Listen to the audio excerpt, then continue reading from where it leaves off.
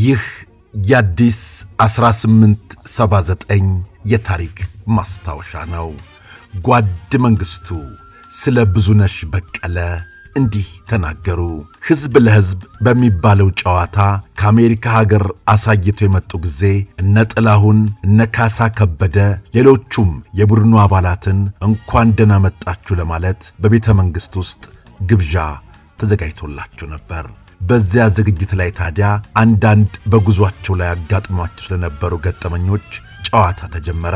ኋላም ጓደኞቿ ብዙነሽን ለሊቀ መንበር ንገሪያቸው የሆነውን ነገር ሁሉ ይሏታል። እዚህ መናገር ያስፈልጋል ትላለች።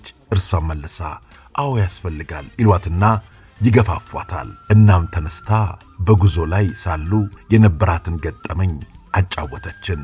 ነገሩ የገጠማቸው ዋሽንግተን ይመስለኛል። እዚያ የነበሩ አብዮቱን የሚቃወሙ ቡድኖች አርቲስቶቹን ለማስከዳት በጽኑ ይፈልጋሉ እና አንዱ እዚያ ሀገር የሚኖር ኢትዮጵያዊ የተቃዋሚ ቡድን አባል መጥቶ ለማማለል በማሰብ እዚህ የፈለጋችሁት መኪና ይሰጣችኋል፣ ቤት ይሰጣችኋል፣ ሥራ አለ፣ ትምህርት አለ፣ እዚያ ምን ታደርጋላችሁ ይላችኋል። ብዙነሽም መኪና ይሰጣል ትለዋለች። አዎ ይመልሳል ሰውየው። ቤት ይሰጣል ትለዋለች።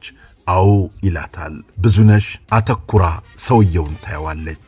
ሰውየው አልባሌ ልብስ ነው የለበሰው ይመስለኛል። አዳፋ ነገር ሆኖባታል። ትመልስና እኛ መኪናውን፣ ቤቱን፣ ትምህርቱንና ሌላውን ነገር ስናገኝ ላንተ ለምንድን ነው ታዲያ ላንተ ሳሙና የማይሰጡህ ብላ ታስቅበታለች። ያኔ ሰውየው ፊቱን አዙሮ ፈትለክ አለ ብለው ነገሩኝ። እዚያ ቤት የነበረው ሁሉ በገጠመኙ ሳቀ። ይሄ ነው የሆነው። ብዙነሽን ምናልባትም በመጨረሻ ጊዜ ፊት ለፊት ያየኋትና ያነጋገርኳት በዚህ ወቅት ነው። ከዚያ በኋላ በውጪ አያት እንደሆነ ነው እንጂ በቅርበት አላውቃትም ሲሉ ጓድ መንግስቱ የስደተኛው መሪ ትረካዎች በተባለው መጽሐፍ ላይ ለይታገሱ ጌትነት ያጫወቱትን እርሱም በመጽሐፉ ያሰፈረውን እንዲህ ያቀረብ ነው። ውድ ቤተሰቦቻችን ወዳጅነታችን እንዴት ነው? እንደቀጠለ ነው አይደል? እናመሰግናለን። አሁንም እንዲሁ ጣፈጥ ያሉ ታሪኮችን እያቀረበን እንቀጥላለን።